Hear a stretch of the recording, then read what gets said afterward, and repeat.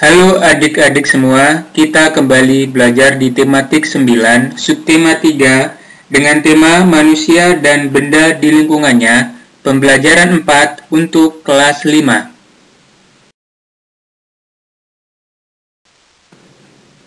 Ada 3 muatan pelajaran yang akan kita pelajari.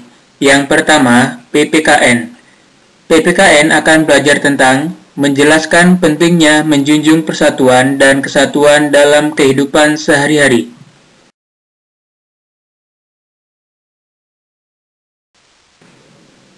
Yang kedua, IPS, menjelaskan cara menghargai usaha ekonomi orang lain.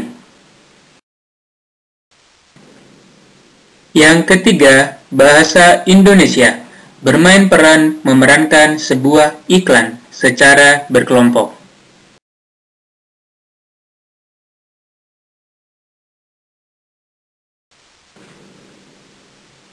Persatuan dan kesatuan bangsa sangatlah penting dan harus tetap dijaga. Dengan adanya persatuan dan kesatuan bangsa, maka keragaman yang ada di Indonesia dapat menjadi modal kekuatan untuk menjaga keutuhan NKRI. Persatuan dan kesatuan adalah syarat mutlak untuk mewujudkan Indonesia sebagai negara yang kuat. Di sini ada beberapa contoh tentang usaha pemimpin bangsa dalam menerapkan persatuan dan kesatuan bangsa. Yang pertama, mewajibkan penggunaan bahasa Indonesia dalam kehidupan sehari-hari. Misalkan, jika Ani berteman dengan Bibi, Ani berasal dari Jawa dan Bibi berasal dari Sunda. Maka, jika Ani dan Bibi tetap memakai bahasa daerah masing-masing, secara otomatis isi percakapan tersebut tidak akan sampai ke Bibi maupun Ani. Jadi, dengan menggunakan bahasa Indonesia, maka Bibi dan Ani bisa mengerti dan paham tentang percakapan yang sedang dilakukannya. Yang kedua, memberikan kebebasan beragama.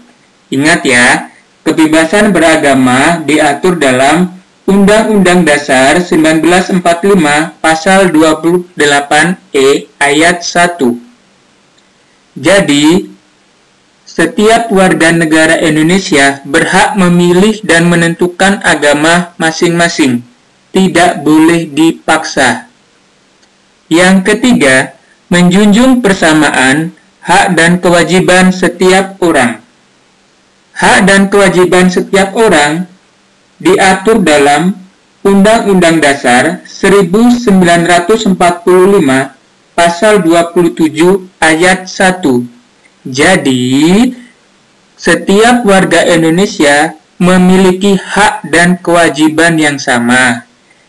So, kita sebagai anak-anak sekolah, anak-anak generasi muda Indonesia yang sangat pintar, tidak boleh membeda-bedakan hak maupun kewajiban setiap orang. Yang keempat, memperkenalkan budaya bangsa kepada generasi muda. Kita sebagai generasi muda harus tahu tentang keragaman dan kebudayaan di Indonesia. Supaya apa? Supaya kita bisa melestarikan budaya-budaya Indonesia dan tidak diakui oleh negara lain.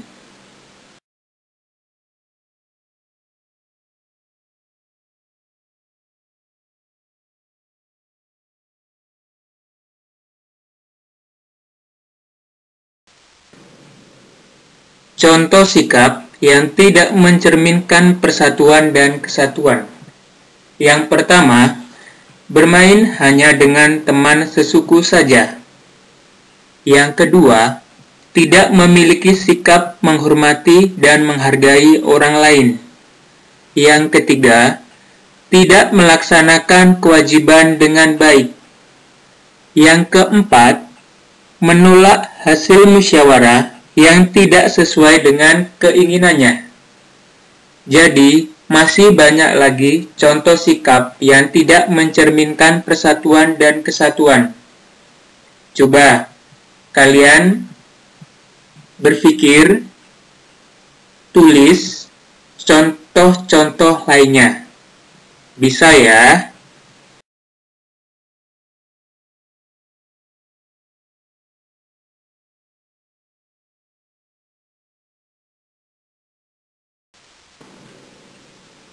Salah satu cara yang dapat dilakukan untuk menjunjung persatuan adalah dengan menghargai orang lain. Misalnya, dengan menghargai usaha ekonomi yang dilakukan orang tersebut. Orang yang melakukan usaha ekonomi bertujuan untuk memenuhi kebutuhan hidupnya. Ada 4 cara menghargai usaha ekonomi orang lain. Yang pertama, memberikan pujian terhadap usaha orang lain. Misalnya, industri rumah tangga. Kalian membeli kue di industri rumah tangga. Cukup kalian bilang, "Wah, kuenya enak sekali." Nikmat. Beli lagi ah. Itu adalah contoh memberikan penghargaan berupa pujian. Yang kedua, mendukung usaha ekonomi orang lain. Dukungan ini bertujuan untuk meningkatkan kesejahteraan masyarakat. Mengapa? Karena dengan kita mendukung usaha ekonomi orang lain, orang tersebut akan memberikan hasil produk yang bagus, yang baik, untuk mencukupi kebutuhan masyarakat.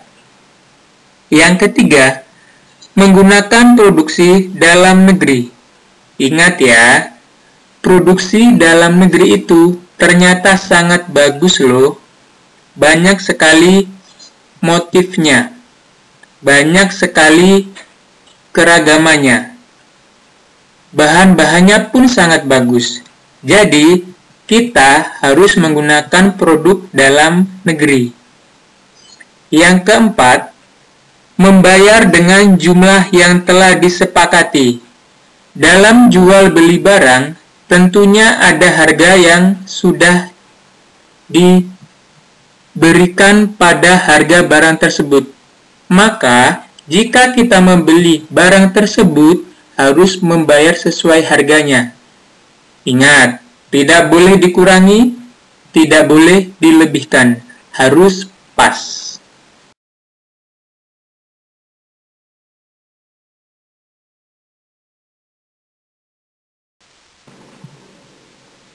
Usaha ekonomi dapat ditingkatkan melalui iklan, baik iklan media cetak maupun media elektronik. Hari ini kita akan belajar bagaimana bermain iklan secara berkelompok. Ada 4 tahap yang harus kalian lakukan agar bisa dapat bermain iklan secara berkelompok. Ingat, diskusi adalah kunci utama untuk menyelesaikan suatu persoalan, termasuk memilih sebuah iklan. Tahap pertama, menentukan tema iklan. Misalkan, kelompok kalian ingin bermain iklan, salah satunya iklan komersil. Jadi, kalian diskusi, pilih satu produk yang akan kalian iklankan. Misalkan, produk kopi, makanan ringan, atau apapun. Pilih salah satu saja. Yang kedua, membuat naskah dialog dan jalan cerita.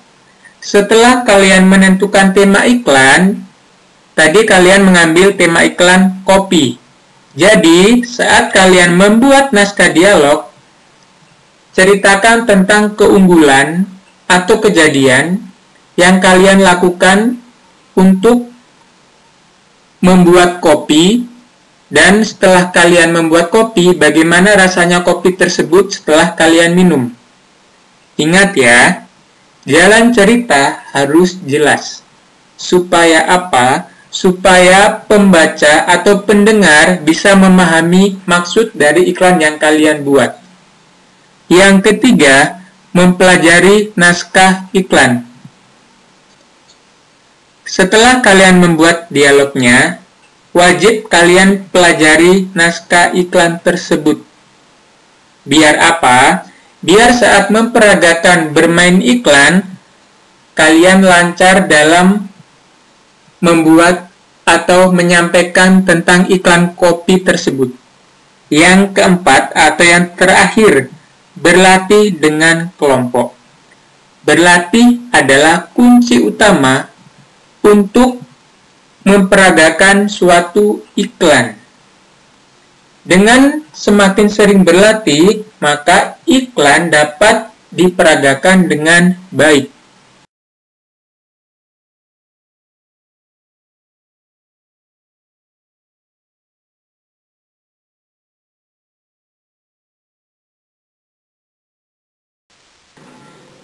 Setelah kalian belajar tentang materi tadi, coba kerjakan evaluasi di bawah ini untuk mengetahui pemahaman tentang materi di atas.